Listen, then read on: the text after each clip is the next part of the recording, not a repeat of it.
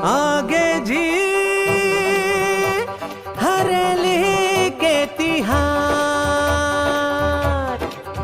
हाँ, छत्तीसगढ़ के माटी के संगी सबो रंग सुहाना है। हरेली के तिहार आए हैं, सुघर गाना गाना है। सजे है घर गौठान जी, खुश है नई कसियान जी। गेड़ी कबड्डी भौरा बाटी, खेल में सब जन माते हैं।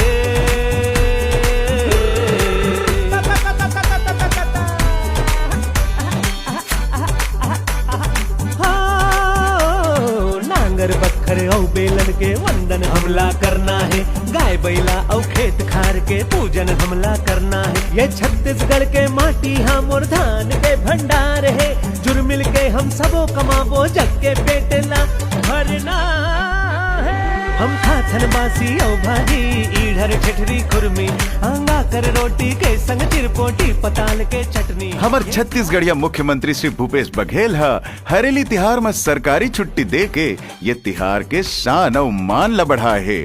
अपन लोग लइका सन गाँव गोठान जाओ, बने गेड़ी चढ़ाओ, जमो नोनी बाबू मन गाँव के माटी में खेला कूदें और जुड़ मिल के बने खई खजानी खावें। संगे संग नाचा गम्मत और तीज तिहार के मजा लेवाओ।